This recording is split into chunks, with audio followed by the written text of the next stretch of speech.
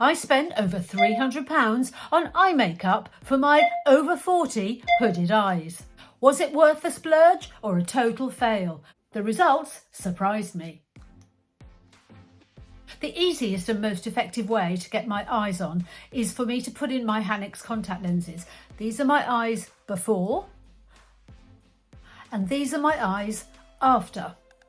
This is a very inexpensive way to give yourself an immediate glow up. Don't get me wrong, I love my brown eyes, but blue eyes actually brighten up my face before I've even started my makeup. In this video, I'm going to use my Dior palette, my YSL Lash Clash in blue, my Victoria Beckham pencil in jeans, and elsewhere on my face, I'm going to use the new Prada blush and a new Prada lipstick, which looks like a vibrant colour, but the way I'm going to use it is much more gentle so that my eyes are the standout feature. This is a really light layer of my very Valentino foundation, which I've used before and never get tired of. It's just going to provide a cloud-like background to my eyes. My favourite drugstore concealer, Maybelline Anti-Age. Eyes next. In my opinion, the first thing to do if you have hooded eyes is to grab your bronzer and swipe it across your lid above your crease, because you're trying to cover up that triangle. I'm not saying there's anything wrong with hooded eyes. There isn't. They're beautiful, they're sexy, but sometimes you want to do something else. So Victoria Beckham bronzer and a swipe across above the crease into and onto the fold that when you've got your eye open covers up your eyeshadow. Make sure you swipe up and out, which will give you a nice instant lift.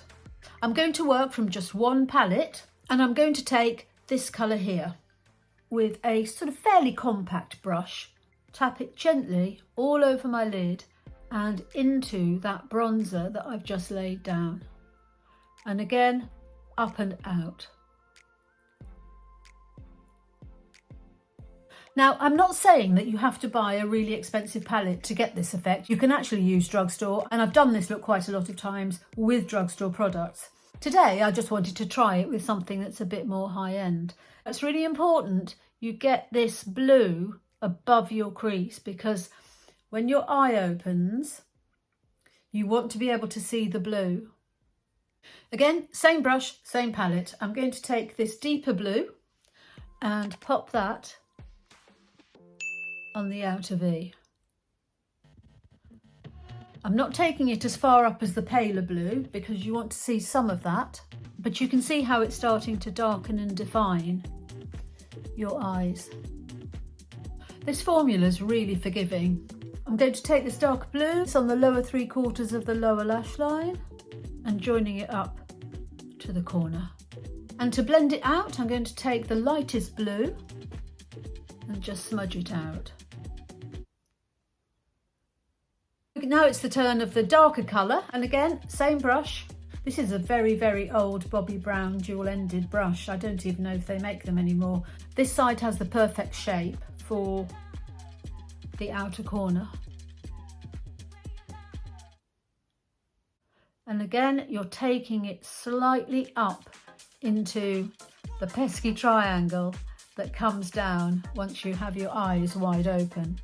The smaller side of the brush, back into the dark grey, and we're just going to softly outline the lower lash line. Take some more on the upper lash line, just tuck it into the base of the lashes. You do not want to start drawing things onto your lid because it's going to close up your eye. You don't need to splurge on a very expensive palette, but this is actually worth it, I think. I haven't hardly blended anything. They do tend to blend themselves, and I think that's worth quite a lot. If any of you have seen my disastrous effort with my YSL palette, I'll link the video above, where I had to work so hard to get the look that I wanted. Whereas with this, it's a few swipes and it's great. There we go, mascara on, eyebrows done. I've just filled in a few gaps. I'll leave all the products that I've used in the description box down below. My eyes are starting to take shape. Before I leave them alone completely, I'm going to take this middle colour here. See how wonderful it is, all self-contained in one palette. So I'm now taking a little bit of this colour, this final colour, and I'm popping it on the inner corner. Now, can you see how the hoods of my eyes extend up the makeup I've got on my lids? So it minimises my hoods. The way that I double check that I've done everything that I can is I put my chin down and I look up and I try and make sure that my fold, the secret triangle, is actually visible. If you want to give yourself more real estate, it's the way to do it. When my eyes are open, I get a straight line across, and same on this side, and it just opens up your eyes. Okay, we're now going to balance everything out. I'm going to put some Toasted Teddy on the back of my hand on a brush and start to sculpt my face. And I'm following the line of the blue eyeshadow, so I'm going up. I've been using this and putting it straight on my skin, and you can do that because it blends quite easily, but actually you get more control if you use it on the back of your hand, put it on a brush and then start tapping it into your cheeks. You see what a lovely glow that has given. Next up, the Prada blush. Now, I know this has got mixed reviews and everyone's complaining about the packaging, which does feel slightly less luxe than anything else that's come out of Prada. But I like to think this is about Prada consciously being more ironic than iconic, and I think it's great. It's a smidge small to get your brush in, but if you just use a smaller one, it's kind of okay, but then it goes all over the packaging. So I tap off the excess onto my hand and then start putting it onto my face. It's a beautiful colour, this. Again, I'll leave all the details down below. I know it's controversial, but I really like this. And for travelling, it's quite compact.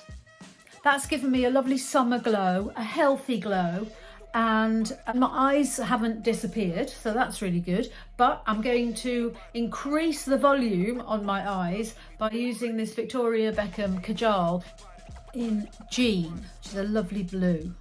And I'm just going to enhance the powder shadow that I put at the base of my lashes. So I'm going to tightline, bear with me, and just add a little bit of depth to the base of my lashes. See, it's really subtle. It's starting to get bolder and looking a little bit more like an evening look now, but it does show how versatile that palette is, because you can get a soft daytime look, add a little bit of Kajal, and you've got yourself a pop-in evening look.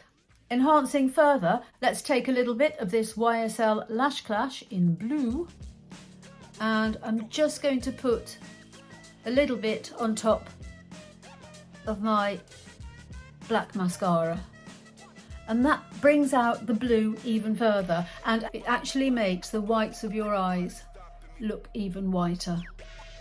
My advice on this, don't use it on its own. It's actually, for me, much better if you put down a good black mascara, one that you really like and does everything that you want it to do, whether it's lengthen or add volume, and then you put a tiny bit of this on the top, on the tippity top, so you're not asking this to do anything other than provide colour. And with a wand this size, it is quite hard to manoeuvre. I don't actually need any highlighter because the Prada blush gives its own effect, but you know, let's just do it. These products I have absolutely no problem recommending to people. They really do work. You don't have to be an expert to use them, and they're very soft, and you can do what you like with them. You can either get a really bold look or you can get a really soft one, and I think that's a really, really good thing.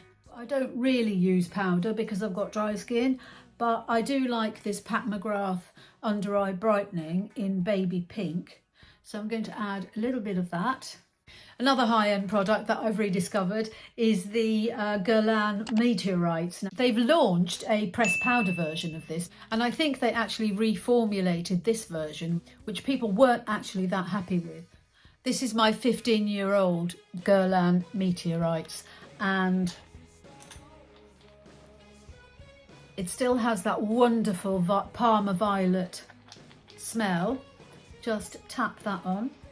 I got this in LA when I went for a makeup lesson at Violet Grey, and I'm so glad that I brought it back home with me.